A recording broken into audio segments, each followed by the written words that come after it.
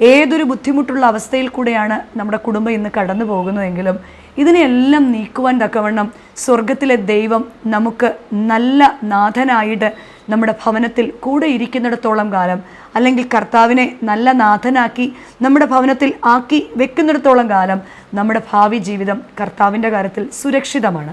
എന്നാൽ ഇന്നുകളിൽ ജീവിക്കുവാൻ നമ്മുടെ കുടുംബങ്ങളിൽ പലർക്കും സാധിക്കുന്നില്ല എന്നതാണ് നമ്മുടെ കുടുംബം ഇന്ന് അനുഭവിക്കുന്ന, ഒരു ക്രിസ്തീയ കുടുംബം അനുഭവിക്കുന്ന ഏറ്റവും വലിയ പ്രശ്നം. പലരും കഴിഞ്ഞ കാലത്തിൽ നഷ്ടപ്പെട്ടു പോയ അവസരങ്ങളെക്കുറിച്ച് ഓർത്ത് വേദനിക്കുകയാണ്.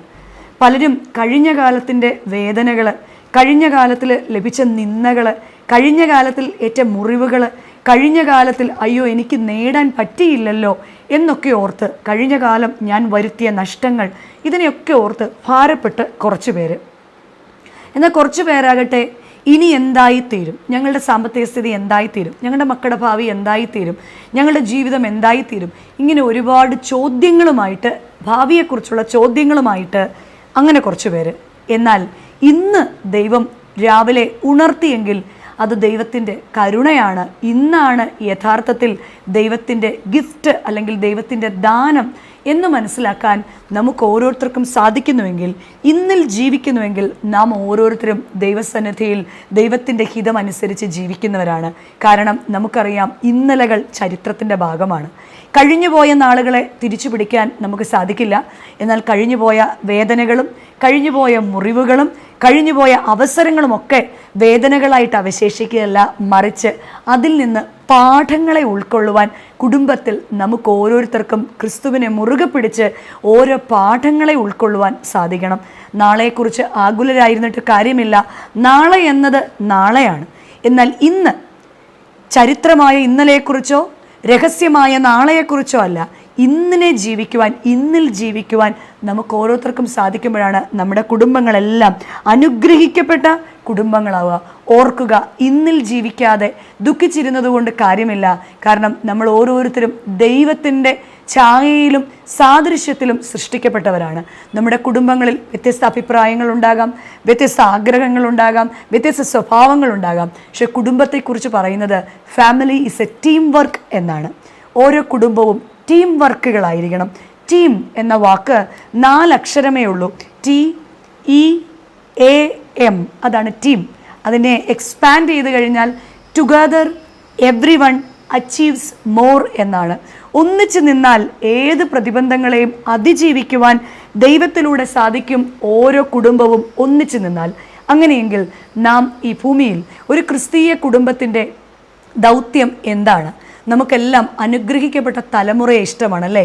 ശാരീരികവും മാനസികവും ആത്മീയവുമായ ഒരു തലമുറ ഉണ്ടാകണം എന്നതാണ് നമ്മുടെ ആഗ്രഹം.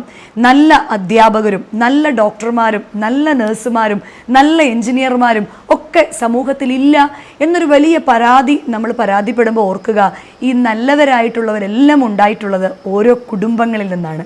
അങ്ങനെയെങ്കിൽ നമ്മുടെ കുടുംബങ്ങളിൽ നിന്ന് എന്ത് നന്മയാണോ നമ്മുടെ മക്കൾ സ്വാംശീകരിക്കുന്നത്, എന്ത് നന്മയാണോ നമ്മുടെ മക്കൾ ഉൾക്കൊള്ളുന്നത്, മാതാപിതാക്കൾ കുടുംബങ്ങളിൽ മാതൃകയാകുമ്പോഴാണ് ശാരീരികവും മാനസികവും ആരോഗ്യപരവുമായി കുഞ്ഞുങ്ങൾ നമ്മുടെ കുടുംബങ്ങളിൽ ഉണ്ടാകുന്നത്. ഇത് ദൈവത്താൽ മാത്രമാണ് സാധ്യമാകുന്നത്.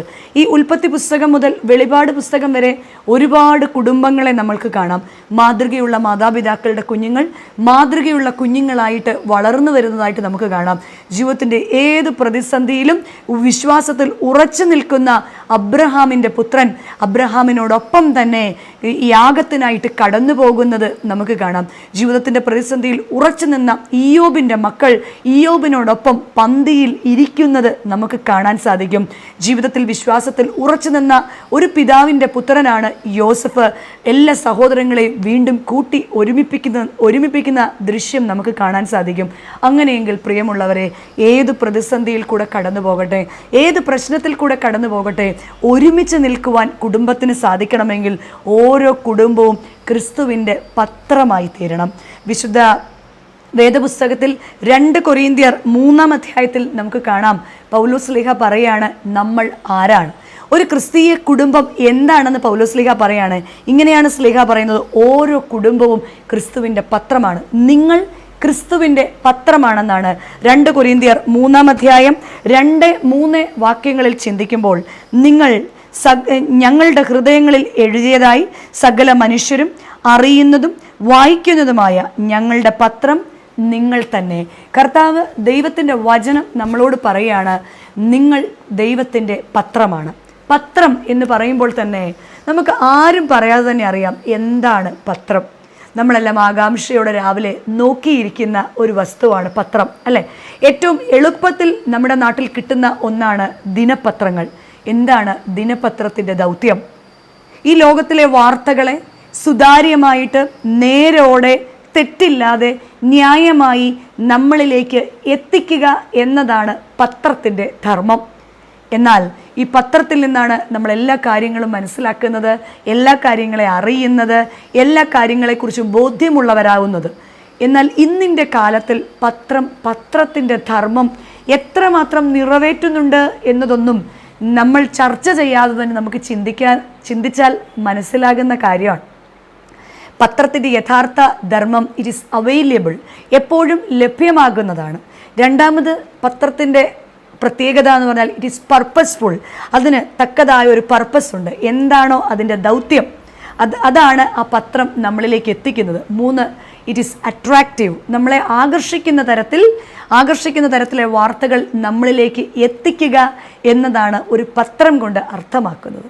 എന്നാൽ പ്രിയമുള്ളവരെ, ഇന്ന് നമ്മൾ കാണുന്ന വാർത്താ പത്രങ്ങളുടെ ഏറ്റവും വലിയ പ്രത്യേകതയാണ് എന്താണ്? അട്രാക്റ്റീവ് എന്നതിനേക്കാൾ ഉപരിയായിട്ട് ഏറ്റവും കൂടുതൽ നെഗറ്റീവായ കാര്യങ്ങളെ നമ്മളിലേക്ക് എത്തിക്കാൻ പല പത്രങ്ങളും സെൻസേഷന് വേണ്ടി നമ്മുടെ കൈകളിൽ എത്തുന്നുണ്ട്.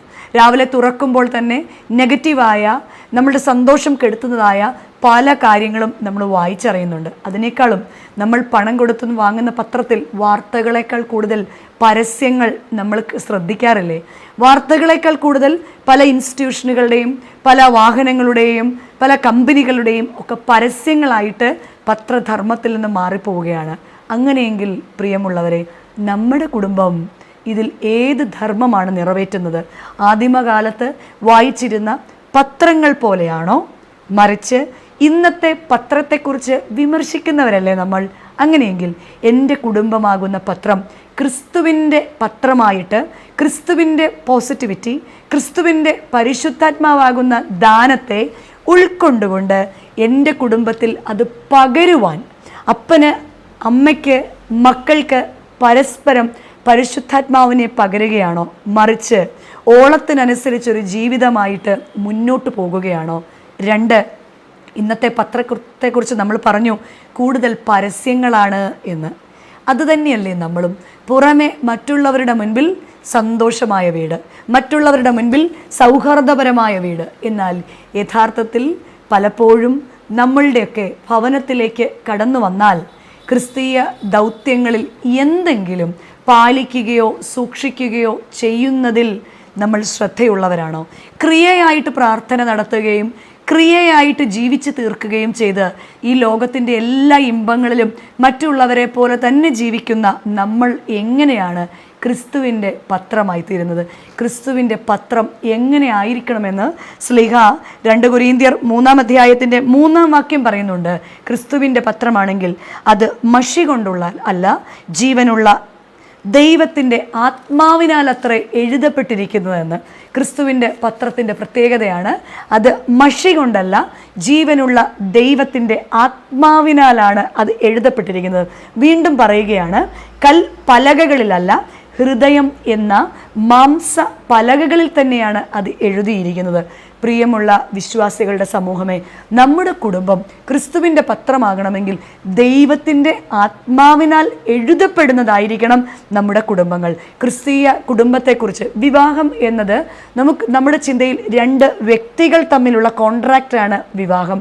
എന്നാൽ ക്രിസ്തീയ കുടുംബം ഒരിക്കലും 2 വ്യക്തികൾ തമ്മിലുള്ള കോൺട്രാക്റ്റ് അല്ല, മറിച്ച് 2 വ്യക്തികൾക്ക് ദൈവവുമായിട്ടുള്ള കോൺട്രാക്റ്റാണ് ഓരോ കുടുംബവും.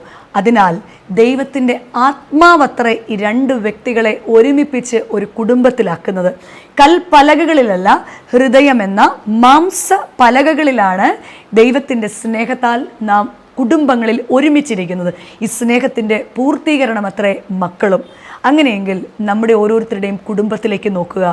എൻ്റെ കുടുംബം ദൈവത്തിൻ്റെ ആത്മാവിൻ്റെ അനുഗ്രഹത്താൽ സ്ഥാപിതമായ എൻ്റെ കുടുംബത്തിൽ ദൈവ ആത്മാവ് വസിക്കുന്നുണ്ടോ? പലപ്പോഴും നമ്മുടെ കുടുംബത്തിൻ്റെ പ്രശ്നം എന്താണ്? നമ്മുടെ കുടുംബങ്ങളിൽ ഭാഷകൾ കലങ്ങിപ്പോയിരിക്കുകയാണ്. അപ്പൻ പറയുന്നത് അമ്മയ്ക്കും, അമ്മ പറയുന്നത് അപ്പനും, അപ്പനും അമ്മയും പറയുന്നത് മക്കൾക്കും കേൾക്കാൻ ഇഷ്ടമില്ല. പുറകെ നടന്നൊരു 15 പ്രാവശ്യം പറഞ്ഞു കഴിയുമ്പോഴാണ് പല കാര്യങ്ങൾക്കും ഞാൻ കേട്ടു എന്നൊക്കെ നമ്മൾ മറുപടി പറയുന്നത്. ചിലതൊക്കെ എത്ര പറഞ്ഞാലും അറിയില്ല, ഞാൻ കേട്ടില്ല, ഞാൻ അറിഞ്ഞില്ല എന്നൊക്കെ. എന്നാൽ നമ്മളെല്ലാം സംസാരിക്കുന്നത് നമ്മൾ എപ്പോഴും ഉപയോഗിക്കുന്ന ഭാഷ തന്നെയല്ലേ? എന്തുകൊണ്ടാണ് നമുക്ക് പരസ്പരം മനസ്സിലാകാത്തത്? നമുക്ക് പരസ്പരം മനസ്സിലാകാത്തത് ദൈവത്തിൻ്റെ ആത്മാവ് നമ്മളുടെ ഭവനങ്ങളിൽ പലപ്പോഴും അതിൻ്റെ സ്ഥാനം കുറഞ്ഞു പോകുന്നു എന്നതുകൊണ്ട് തന്നെയാണ്.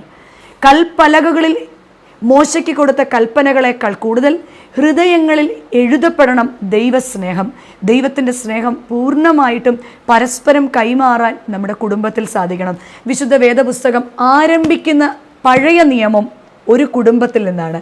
വേദപുസ്തകത്തിൻ്റെ പകുതിയിൽ നിന്നുള്ള പുതിയ നിയമം ആരംഭിക്കുന്നതും ഒരു കുടുംബത്തിൽ നിന്നാണ്.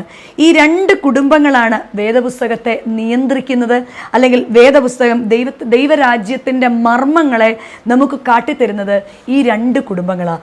ഒന്നാമത്തെ കുടുംബം നമുക്കറിയാം, ഉൽപ്പത്തി പുസ്തകത്തിൽ ആദ്യം കാണുന്ന ആദമിൻ്റെയും ഹൗവയുടെയും കുടുംബം. എവിടെയാണത് ആരംഭിക്കുന്നതെന്ന് ചോദിച്ചാൽ ഒരു കൊച്ചുകുട്ടിക്ക് പോലും അറിയാം, ഏദനിലാണത് ആരംഭിക്കുന്നത്. എന്തായിരുന്നു ഈ 2 കുടുംബങ്ങളുടെ പ്രത്യേകത? ഒന്നാമത്തെ കുടുംബത്തിൻ്റെ പ്രത്യേകത, അവർ ദൈവസന്നിധിയിൽ അനുസരണക്കേട് കാണിച്ചു. 2, ദൈവസന്നിധിയിൽ ഒളിച്ചിരിക്കാമെന്നവർ ധരിച്ചു. 3, അവർ ദൈവസന്നിധിയിൽ പലതും മറച്ചു വച്ചു. 4, ദൈവസന്നിധിയിൽ ജീവിത പങ്കാളിയെ പഴിചാരി. 5, ദൈവസന്നിധിയിൽ സ്വയം നീതീകരിച്ചു. അനുസരണക്കേട് കാട്ടിയ ആദമും ഹൗവയും, ദൈവസന്നിധിയിൽ ഒളിച്ചിരിക്കാമെന്ന് കരുതിയ ആദമും ഹൗവയും, ദൈവസന്നിധിയിൽ മറച്ചു വെക്കാമെന്ന് ധരിച്ച ആദമും ഹൗവയും, ജീവിത പങ്കാളിയെ പഴിചാരി രക്ഷപ്പെടാമെന്ന് വിചാരിച്ച ആദമും ഹൗവയും, സ്വയം നീതീകരിക്കാം എന്ന് സ്വയം ധരിച്ച ആദമും ഹൗവയും. ഇങ്ങനെയുള്ള ആദത്തിൻ്റെയും ഹൗവയുടെയും കുടുംബത്തെക്കുറിച്ച്, അല്ലെങ്കിൽ കുടുംബത്തിൽ നിന്ന് തികച്ചും വ്യത്യസ്തമായിരുന്നു നസ്രത്തിലെ കുടുംബം. പുതിയ നിയമം ആരംഭിക്കുന്ന നസ്രത്തിലെ കുടുംബം. എന്തായിരുന്നു നസ്രത്തിലെ കുടുംബത്തിൻ്റെ പ്രത്യേകത? നസ്രത്തിലെ കുടുംബം ദൈവസന്നിധിയിൽ പൂർണ്ണ അനുസരണമുള്ളവരായിരുന്നു. വ്യത്യസ്തമായ സാഹചര്യത്തിലായിരുന്ന മറിയാമും, വ്യത്യസ്തമായ സാഹചര്യത്തിലായിരുന്ന യൗസേപ്പും, മനുഷ്യ ചിന്തപ്രകാരം ഹിതമല്ലായിരുന്ന കാര്യമുണ്ടായിട്ടും ദൈവഹിതത്തിനു വേണ്ടി തങ്ങളെ തന്നെ താഴ്ത്തി ഏൽപ്പിച്ചു എന്നതാണ് രണ്ടാമത്തെ കാര്യം. 1, അവരുടെ അനുസരണം. 2, അവരെ തന്നെ താഴ്ത്തി ഏൽപ്പിച്ചു. 3, ദൂതൻ്റെ ശബ്ദം കേട്ടപ്പോൾ ദൈവത്തിൻ്റെ ശബ്ദമാണ് ഇത് എന്ന് തിരിച്ചറിഞ്ഞ, ദൈവശബ്ദം അറിഞ്ഞ മാതാപിതാക്കളായിരുന്നു യൗസേപ്പ് പിതാവും പരിശുദ്ധ അമ്മയും.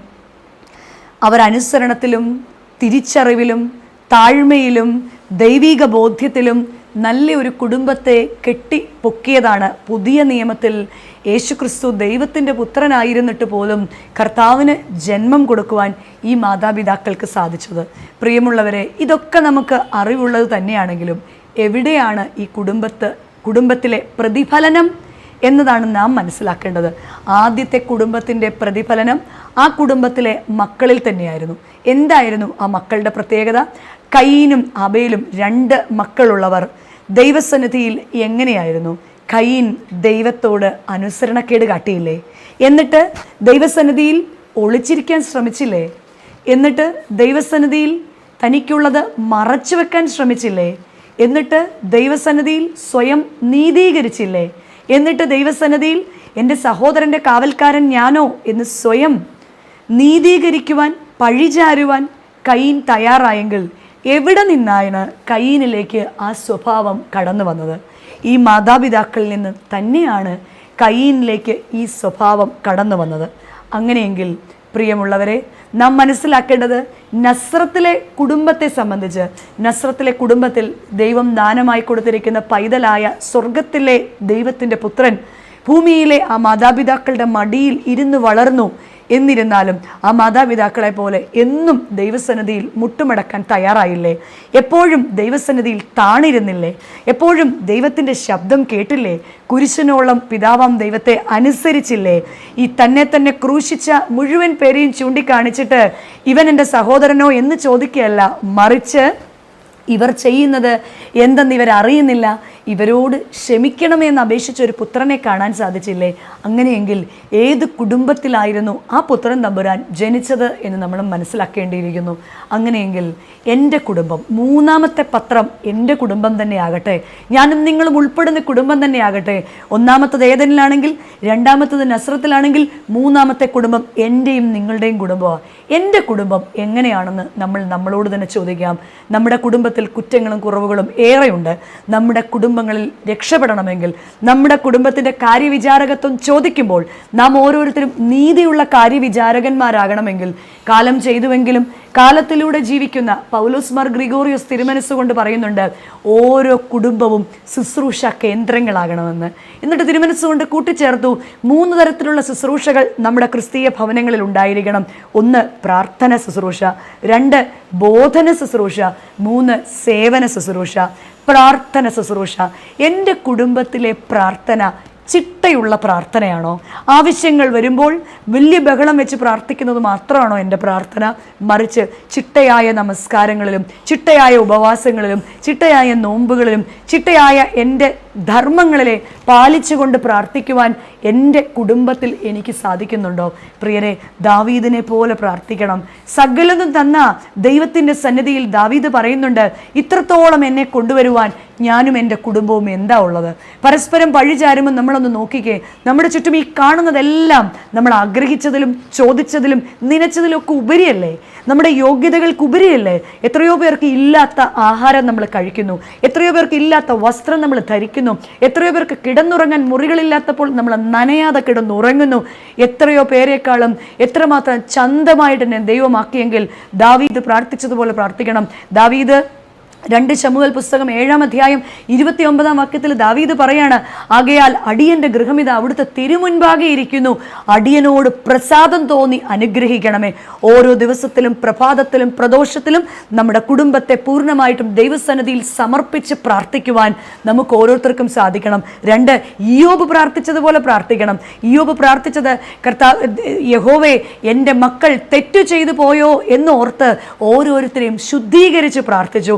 നമ്മുടെ ഓരോ ദിവസത്തെയും പ്രാർത്ഥന നമ്മുടെ കുറവുകളെ, നമ്മുടെ കുറ്റങ്ങളെ ദൈവസന്നിധിയിൽ സമർപ്പിച്ച് നമ്മുടെ മക്കൾക്ക് നടക്കേണ്ട കാര്യങ്ങളെ പേര് ചൊല്ലി പ്രാർത്ഥിക്കുന്നതല്ല യഥാർത്ഥത്തിൽ പ്രാർത്ഥന.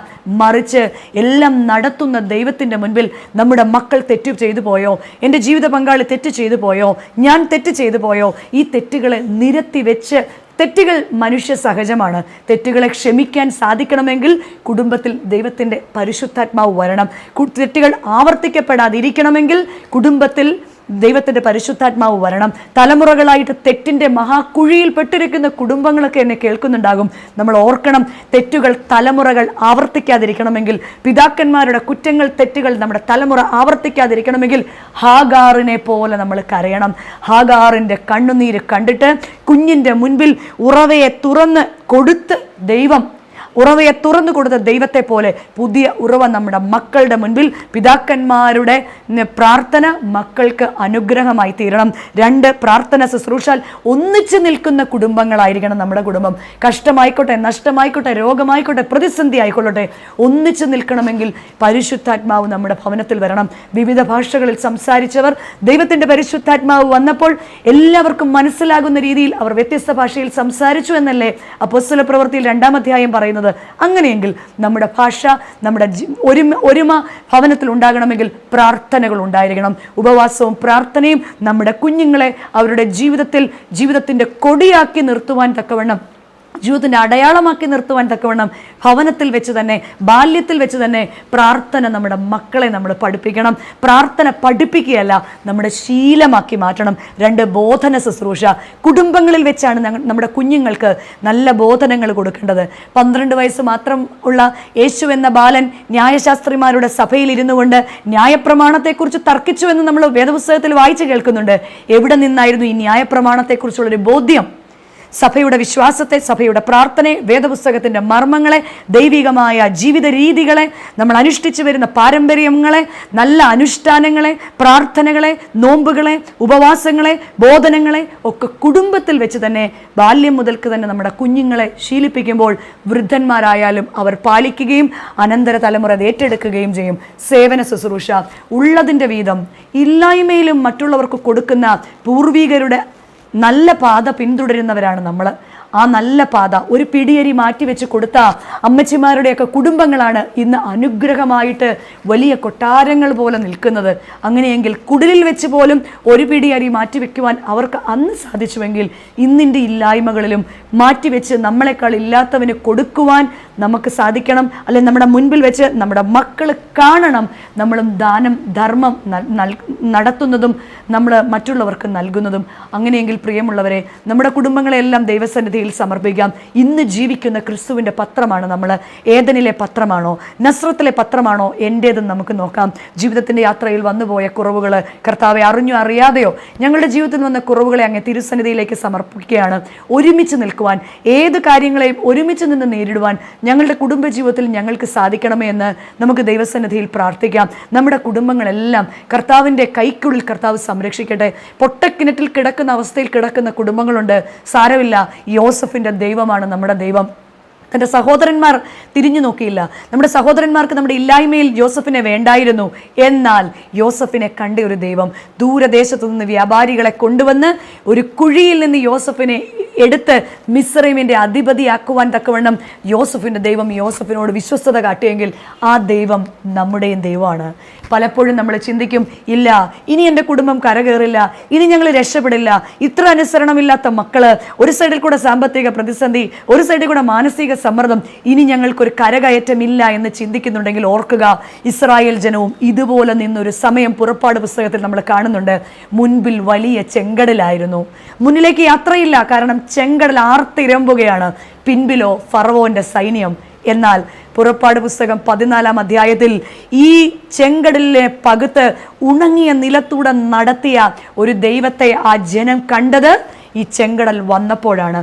പലപ്പോഴും നമ്മുടെ ജീവിതത്തിൻ്റെ പ്രശ്നങ്ങളിൽ, നമ്മുടെ ജീവിതത്തിൻ്റെ പ്രതിസന്ധികളിൽ, നമ്മുടെ ജീവിതത്തിൻ്റെ അലയടിക്കുന്ന കാര്യങ്ങളിലൊക്കെ നമ്മൾ ചിന്തിക്കും ഇനിയൊരു മാറ്റമില്ല എന്ന് നമ്മൾ ചിന്തിക്കും. അല്ല, ചിലപ്പോഴൊക്കെ ചെങ്കടൽ മുൻപിൽ നിൽക്കുമ്പോഴാണ് ദൈവത്തിൻ്റെ മുഖം നമ്മൾ അടുത്ത് കാണുന്നത്. യഥാർത്ഥത്തിൽ ഓരോ കുടുംബവും ദൈവമുഖം കാണുന്നത് എപ്പോഴാണ്? നമ്മുടെ ജീവിതത്തിൻ്റെ പ്രതിസന്ധികളിലാണ്, അല്ലേ? ഓരോ പ്രതിസന്ധികളും പിന്നീട് നമുക്ക് അനുഗ്രഹമായിട്ടുണ്ട്. ഇന്ന് കയ്പ് നീരാണ് കുടിക്കുന്നതെങ്കിലും ഈ മാറായിലെ കയ്പിനെ മാറ്റിത്തരുന്ന ഒരു ദൈവം നമുക്കുണ്ട് എന്ന് നമ്മൾ പൂർണ്ണമായിട്ട് വിശ്വസിക്കണം.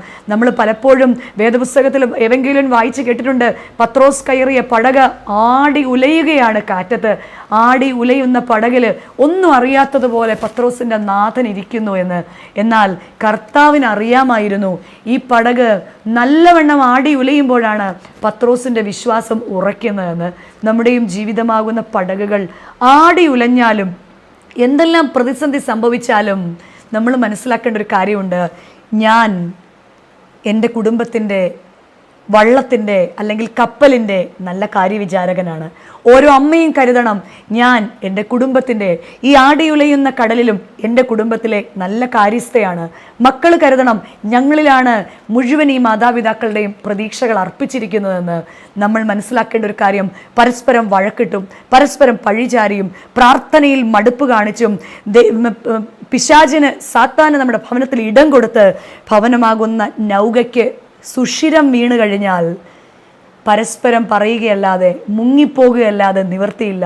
എന്നാൽ ജീവിത വഞ്ചി അല്ലെങ്കിൽ ജീവിതത്തിൻ്റെ കപ്പൽ ആടി ഉലയുമ്പോഴും ക്രിസ്തു എൻ്റെ കപ്പലിലുണ്ട്, അടിസ്ഥാനം ഇളകിപ്പോകുകയില്ല എന്ന് ഉറച്ചു വിശ്വസിക്കുവാൻ മാതാപിതാക്കൾക്ക് സാധിക്കണം. മാതാപിതാക്കളുടെ വിശ്വാസം അനന്തര തലമുറയിൽ പ്രാർത്ഥന, നോമ്പ്, ഉപവാസം, വേദപുസ്തക വായന, ഇതെല്ലാം മക്കൾ തലമുറകളിൽ നിന്ന് തലമുറകളിലേക്ക് കൊടുക്കണം. അങ്ങനെ ആവുമ്പോൾ മാത്രമാണ് വെളിച്ചം നമ്മളുടെ ഭവനത്തിൽ വസിക്കുന്നത്. ദൈവത്തിൻ്റെ പരിശുദ്ധാത്മാവ് നമ്മുടെ ഭവനത്തിൽ വസിക്കുന്നത്. ദൈവത്തിൻ്റെ പരിശുദ്ധാത്മാവ് നമ്മളുടെ ഭവനത്തിൽ വസിച്ച് ദൈവത്തിൻ്റെ നല്ല പത്രമായി തീരുവാൻ, ആദിയിൽ ദൈവം ഏദനിൽ ആദത്തെയും അവയെയും ഒരുമിപ്പിച്ചതുപോലെ നമ്മളെ ഓരോരുത്തരെയും കുടുംബജീവിതത്തിൽ ഒരുമിപ്പിച്ച് ആക്കിയിരിക്കുമ്പോൾ, ഓരോ പറുദീസയുടെയും താക്കോൽ നമ്മുടെ കയ്യിൽ നൽകുമ്പോൾ, ഈ പറുദീസയുടെ താക്കോൽ എവിടെ എന്നെൻ്റെ ദൈവം ചോദിക്കുമ്പോൾ, ഇതാ ഞാൻ കർത്താവേ, ഇതാ എൻ്റെ കുടുംബം, ഏതൊരവസ്ഥയിലും നീ ഞങ്ങളോടുകൂടി ഇരിക്കണമേ എന്ന് ധൈര്യത്തോടുകൂടി പറഞ്ഞ് ധീരതയോടുകൂടി നമ്മുടെ കുടുംബങ്ങളെ, ഓരോ ക്രിസ്തീയ കുടുംബങ്ങളും ക്രിസ്തു വസിക്കുന്ന കുടുംബങ്ങളാകണം. ഇപ്പം നമുക്ക് തന്നെ അറിയാം, ഓൺലൈൻ കാലഘട്ടത്തിലെ പ്രാർത്ഥനകളൊക്കെ വളരെ വളരെ വളരെ ശോകമായിട്ട് തീർന്നിരിക്കുകയാണ് അല്ലേ. എന്നാൽ ദേവാലയത്തിൽ പോകാൻ പറ്റാത്തത് കൊണ്ടല്ലേ എന്നൊക്കെയാണ് നമ്മൾ പറയുന്നത്. അങ്ങനെയെങ്കിൽ പ്രിയമുള്ളവരെ, ഒരു ചോദ്യം മാത്രം ചോദിച്ചോട്ടെ, ബാക്കി എന്തെങ്കിലും കാര്യത്തിൽ നമ്മൾ കുടുംബത്തിൽ കുറവ് വരുത്തുന്നുണ്ടോ? ലോക്ക്ഡൗൺ ആണ്, ആഹാരം കഴിക്കാതിരിക്കുന്നുണ്ടോ? ലോക്ക്ഡൗൺ ആണ്, നമ്മൾ ദൈനംദിന കാര്യങ്ങൾ നടത്താതിരിക്കുന്നുണ്ടോ? ദേവാലയത്തിൽ ഇപ്പോൾ പോകാൻ പറ്റുന്നില്ല എങ്കിലും ദേവാലയമാക്കി ഭവനങ്ങളെ മാറ്റാൻ ഇന്ന് സാധിക്കണം. എന്നാൽ ഇന്നത്തെ ഒരു വലിയ ആശങ്കയാണ്, ദേവാലയത്തിൽ പോകാതെ പുതിയ തലമുറ ശീലിച്ചിട്ട് ഇനി ഒരു പുതിയ കാലം വരുമ്പോൾ ദേവാലയത്തിൽ പോകാൻ ആളില്ലാതെ വരുമോ എന്ന്. ഒരിക്കലുമില്ല. ദൈവസ്നേഹത്തെ രുചിച്ചറിഞ്ഞവൻ ദൈവത്തെ അന്വേഷിച്ച് ചെല്ലാതെ ഇരിക്കുമോ? അതിനുദാഹരണം കനാൻ നാട്ടിൽ ചെന്ന ഇസ്രായേൽ ജനമാണ്. കനാൻ നാട് എത്തുവോളം ഇസ്രായേൽ ജനം താങ്കൾ ഓരോ സ്ഥലത്തെത്തുമ്പോൾ അവിടെ കൂടാരമടിച്ച് ദൈവത്തെ ആരാധിക്കേണ്ട ദിവസത്തിൽ താൻ്റെ കുലം കൂടാരമടിച്ച് ദൈവത്തെ ആരാധിച്ചു പോന്നു. എന്നാൽ കനാൻ ദേശത്ത് അവർ കാല് ചവിട്ടിയപ്പോൾ അവരെല്ലാവരും ഒരുമിച്ച് ദൈവത്തെ ആരാധിക്കണമെന്ന് യഹോവയാം ദൈവം മോശയ്ക്ക് കൊടുത്ത കൽപ്പനകളിൽ, അല്ലെങ്കിൽ മോശയ്ക്ക് കൊടുത്ത ആഹ്വാനങ്ങളിൽ ഉണ്ടായിരുന്നു. മോശയ്ക്ക് കൊടുത്ത ആഹ്വാനമായിരുന്നു, കനാൻ ദേശത്ത് എത്തിക്കഴിയുമ്പോൾ നിങ്ങൾ ഒന്നിച്ചിരുന്ന് പ്രാർത്ഥിക്കണം. പുതിയ തലമുറയ്ക്ക് കഴിഞ്ഞ കാലത്തിലെ മാറായിലെ കയ്പിൽ നടത്തിയ ദൈവത്തെ അറിയിക്കണം. പകൽ മേഘസ്തംഭമായിട്ട് രാത്രി അഗ്നി തൂണായിട്ട് കൂടെ ഇരുന്ന ദൈവത്തെ അറിയിക്കണം. മണലിൽ ചുട്ടുപൊള്ളുന്ന വെയിലിൽ കാലിടറാതെ നടത്തിയ, കുളിർമയോടെ നടത്തിയ ദൈവത്തെ അറിയിക്കണം. അല്ലാതെ നിങ്ങളെല്ലാം നടന്ന സമയത്ത് നിങ്ങൾ ദേവാലയത്തിൽ പോയിട്ടില്ലാത്തത് കൊണ്ട് ഇനി പോകണ്ട എന്നല്ല ഇസ്രായേൽ ജനത്തോട് ദൈവം പറഞ്ഞത്. പുത്തൻ ഇസ്രായേലായ നമ്മളെയും ഒരു കനാൻ ദേശം കാണിക്കും നിശ്ചയം. ഈ കലങ്ങിയ കാലം തീർന്നു പോകും നിശ്ചയം. കോവിഡെല്ലാം മാറും എന്ന് നിശ്ചയം. അന്നും ദേവാലയത്തിൽ ആരാധനയിൽ സംബന്ധിക്കുവാൻ, ആരാധനയുടെ മഹത്വം ഇന്നിലും മക്കൾക്ക് കാട്ടിക്കൊടുക്കുവാൻ മാതാപിതാക്കൾക്ക് സാധിക്കുമ്പോൾ മാത്രമാണ് ക്രിസ്തുവാകുന്ന പാറമേൽ നമ്മുടെ കുടുംബങ്ങൾ അടിസ്ഥാനപ്പെടുന്നത്. പരിശുദ്ധാത്മാവ് നമ്മുടെ ഭവനത്തിൽ വസിക്കുന്നത്. ക്രിസ്തുവിൻ്റെ മൂന്നാമത്തെ പത്രം അത് നമ്മളാണ്. ഏദനിലെ പത്രവും നസ്രത്തിലെ പത്രവും തമ്മിൽ താരതമ്യം ചെയ്ത് എൻ്റെ ജീവിതമാകുന്ന പത്രം എങ്ങനെയാണ് എന്ന് മനസ്സിലാക്കുവാൻ ദൈവം എല്ലാവരെയും സഹായിക്കട്ടെ എന്ന് പ്രാർത്ഥിക്കുന്നു. അതുപോലെ നല്ല കാര്യവിചാരകത്വത്തിൻ്റെ കണക്ക് ചോദിക്കുമ്പോൾ ഇതാ ഞാൻ കർത്താവേ എന്ന് പറയുവാൻ ദൈവം നമ്മളെ എല്ലാവരെയും സഹായിക്കട്ടെ. ആയതുപോലെ തന്നെ നമ്മുടെ വിശ്വാസമാകുന്ന നൗക സ്വർഗസിയോനിലേക്ക് ലക്ഷ്യം വെച്ച് യാത്ര ചെയ്യുന്ന നമ്മുടെ ക്രിസ്തീയ ജീവിതത്തിൽ കപ്പലിൽ സുഷിരങ്ങൾ വീഴാതെ, കപ്പലിൽ വെള്ളം കയറാതെ, സ്വർഗരാജ്യത്തിൽ എത്തുവോളം, നിത്യതയിൽ എത്തുവോളം കുടുംബത്തിൻ്റെ നല്ല നന്മകൾ, നല്ല ആരാധനാ പാരമ്പര്യങ്ങളെ ഒക്കെ അനുധാവനം ചെയ്യുന്ന നല്ല ക്രിസ്തീയ കുടുംബങ്ങൾ ഉണ്ടാകട്ടെ എന്ന് പ്രാർത്ഥിച്ചുകൊണ്ട് ആശംസിച്ചുകൊണ്ട് എൻ്റെ വാക്കുകളെ നിർത്തുന്നു. ദൈവം എല്ലാവരെയും സമൃദ്ധിയായിട്ട് അനുഗ്രഹിക്കട്ടെ. അനുഗ്രഹിക്കപ്പെട്ട ഈ ദിവസത്തിൽ ഒരുമിച്ചായിരിക്കാൻ ഇടവരുത്തിയ സർവശക്തനായ ദൈവത്തെ സ്തുതിക്കുന്നു.